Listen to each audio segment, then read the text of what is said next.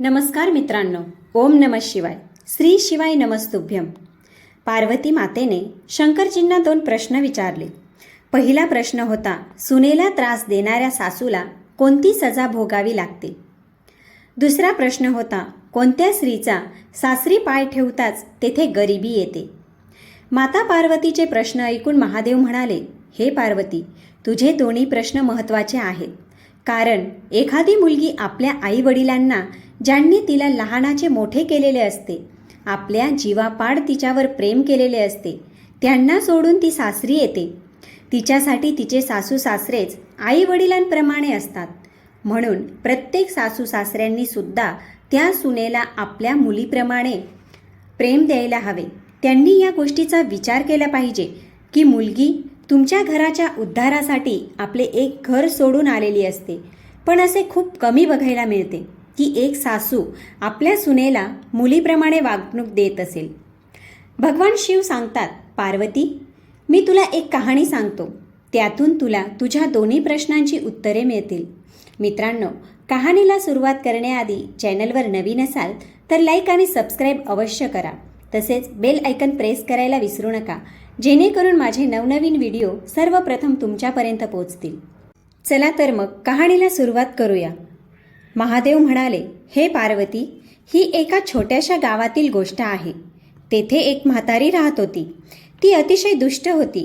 तिला एक मुलगा आणि सून होते. सून अगदी साधीभोळी होती. सासूचे सर्व म्हणणे ऐकायची. तसेच मुलगासुद्धा आई सांगेल तसेच करायचा.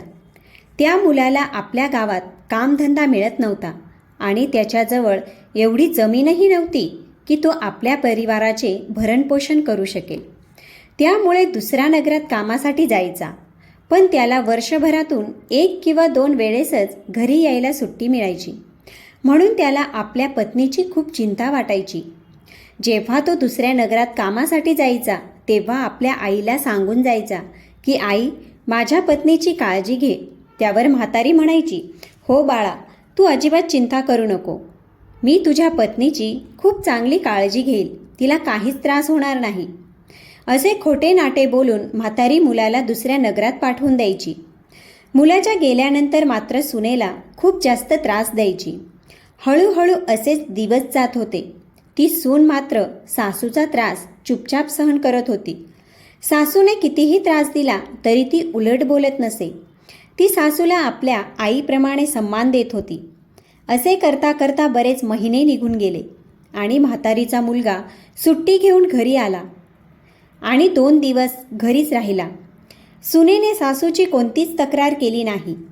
त्याच्या सुट्ट्या संपतात आणि तो जाण्याआधी आपल्या आईला सांगतो, आई, माझ्या पत्नीची काळजी घे.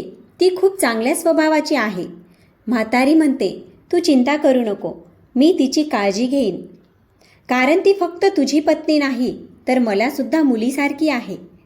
मुलाच्या गेल्यावर म्हातारी परत सुनेला त्रास द्यायला लागते.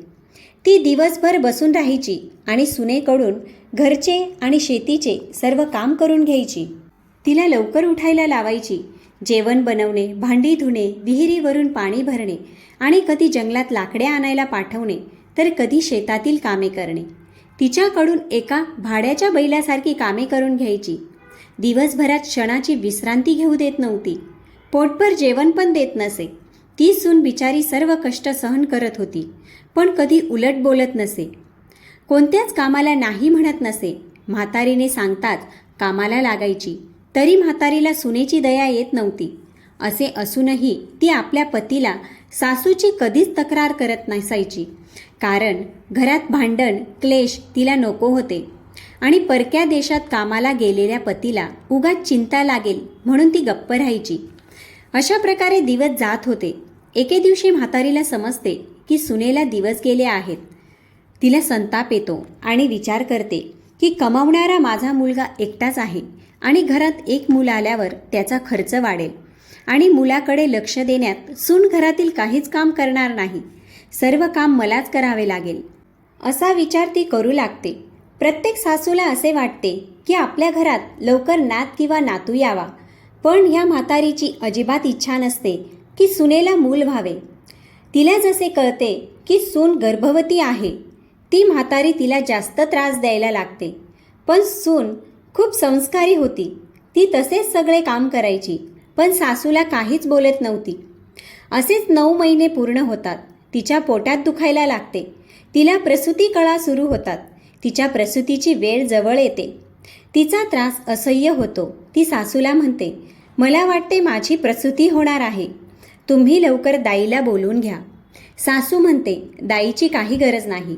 मी तुला एक लिंबू देते. तू दूर जंगलात जाऊन हा लिंबू खाऊन घे. आरामात तुझी प्रसूती होईल. आणि माझी एक गोष्ट लक्षात ठेव, जर तुला मुलगा झाला तर त्याला घरी घेऊन ये, आणि मुलगी झाली तर घरी आणू नको. सून बिचारी असह्य वेदना सहन करत सासूने सांगितल्याप्रमाणे करते. लिंबू घेऊन ती जंगलाकडे निघून जाते. जसे ती लिंबू खाते तिची प्रसूती होते आणि ती एका मुलीला जन्म देते. ती आपल्या मुलीला गोंजारते आणि दूध पाजते. तिने लिंबू खाऊन मुलीला जन्म दिलेला असतो म्हणून ते मुलीचे नाव लिंबावती ठेवते. एवढे करून ती एका झाडाच्या शोधात लागते, ज्याला एखादा खोपा असेल, आणि एक खोपा असलेले झाड तिला मिळाले. त्यात ती मुलीला ठेवते आणि त्या झाडावर असलेल्या पक्ष्यांना सांगते, मी जर माझ्या मुलीला घरी घेऊन गेली तर माझी सासू माझ्याबरोबर माझ्या मुलीचा पण जीव घेईल. म्हणून मी माझ्या मुलीला या खोप्यात ठेवून जात आहे. तुमच्या भरोश्यावर मी ठेवते आहे मुलीला. असे बोलून ती घरी परत येते. घरी येताच म्हातारी समजते की तिला मुलगी झाली आहे, कारण तिने आधीच सांगितले होते, मुलगा झाला तरच घरी आण, मुलगी झाली तर आणू नको. सून सासूला सांगते, मुलगी झाली होती म्हणून घरी नाही आणले. असे ऐकून म्हातारी ओरडायला लागली की माझ्या सुनेने आपल्याच मुलीला खाल्ले. माझी सून मुलं खाणारी डाकीण आहे.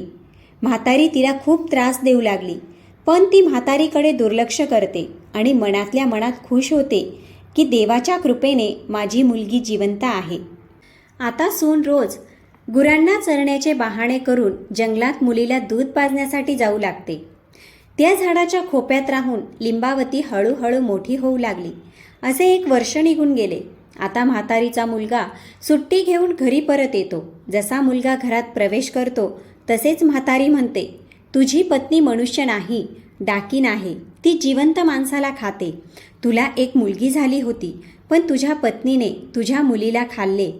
शंकरजी म्हणतात, हे पार्वती, तो मुलगा त्याच्या आईला चांगल्या पद्धतीने ओळखून होता. तो समजून गेला की यात नक्कीच आईचे काहीतरी कारस्थान आहे. त्याने आपल्या पत्नीला मुलीविषयी काहीच विचारले नाही.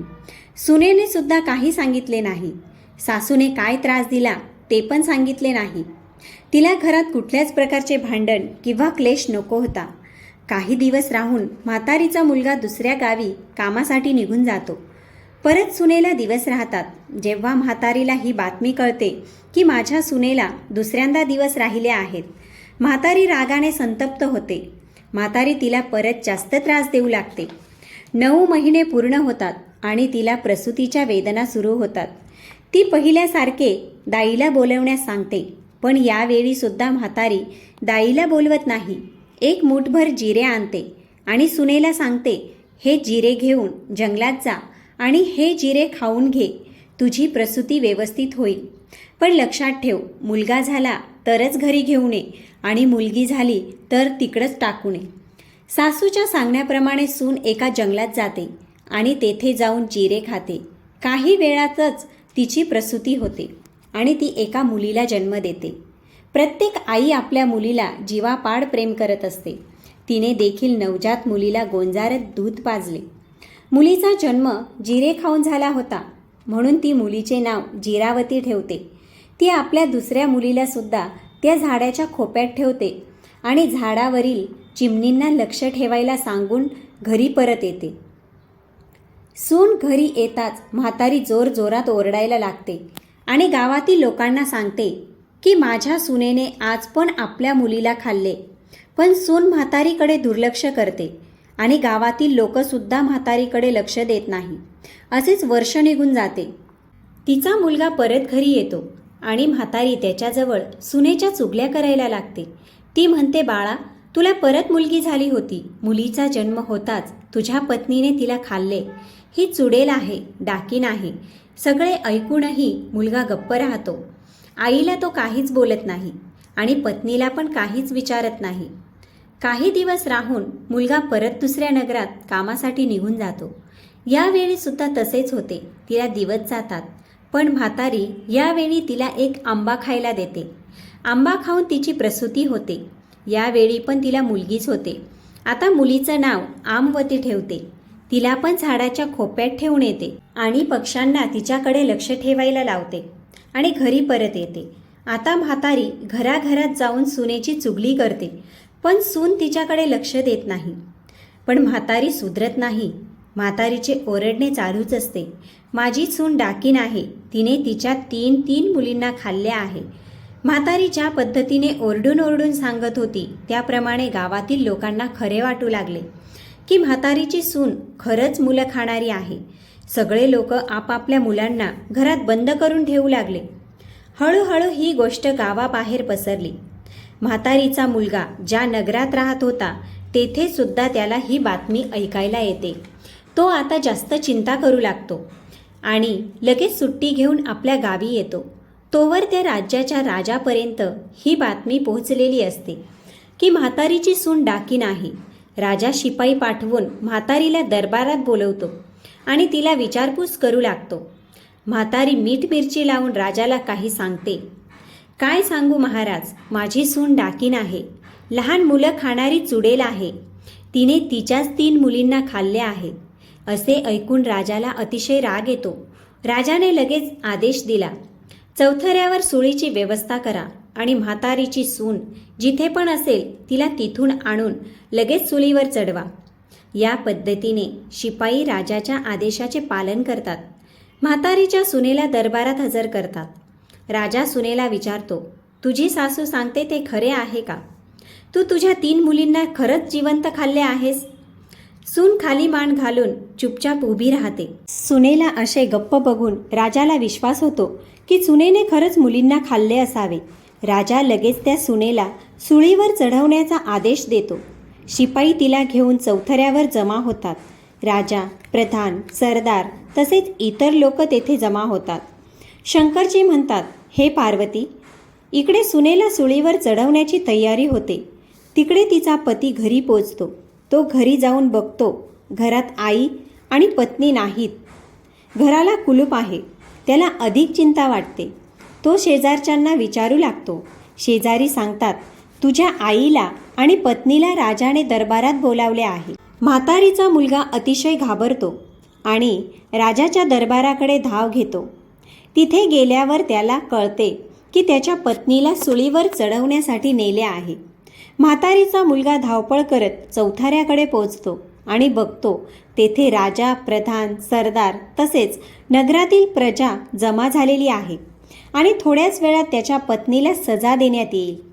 म्हातारीचा मुलगा लगेच राजाकडे जाऊन हात जोडून विनंती करू लागतो, थोड्या वेळासाठी माझ्या पत्नीला सुळीवर चढवण्यासाठी थांबवा. मला माझ्या आईला आणि पत्नीला खरे काय ते विचारू द्या. खरंच माझी पत्नी दोषी आहे तर मी स्वतः सांगेन की तिला सुळीवर चढवा. तेव्हा ती म्हणते, खरे काय आहे तुम्ही तुमच्या डोळ्यांनी बघा. आणि ती आपल्या मुलींना प्रेमाने आवाज देते, लिंबावती, मुली संकटात माझे रक्षण कर. जिरावती, मुली संकटात माझे रक्षण कर. अंबावती, मुली संकटात माझे रक्षण कर. जसे ती मुलींना आवाज देते तशा 3ही मुली जंगलातून पळत येतात आणि येऊन आपल्या आईला मिठी मारतात. मुलींना बघून म्हातारीच्या मुलाला खरी हकीकत कळते. तेथे उपस्थित सर्व लोक खरी हकीकत समजून जातात. राजा रागाने म्हातारीला विचारतो, आता म्हातारी तू सांग खरे काय आहे ते. राजाचा गुस्सा बघून म्हातारी थरथरायला लागते आणि खरी हकीकत सांगायला सुरुवात करते. खरे काय ते ऐकून राजा म्हातारीला सुळीवर चढवण्याचा हुकूम देतो आणि सुनेला निर्दोष सोडण्याचा हुकूम देतो. म्हातारीच्या सुनेचे संस्कार बघून राजा प्रसन्न होतो आणि तिच्या पतीला सांगतो, आता तुला दुसऱ्या गावात जाऊन काम करण्याची गरज नाही. आता मी तुला याच गावात काम देतो आणि आपल्या पत्नी तसेच मुलींना घेऊन सुखाने राहा. म्हातारीचा मुलगा हात जोडून राजाचे आभार मानतो. तुमचे खूप उपकार झाले असे म्हणतो. आता तो आपली पत्नी आणि मुलींना घेऊन घरी येतो. म्हातारीची सून खूप संस्कारी आणि लक्ष्मीची उपासक होती.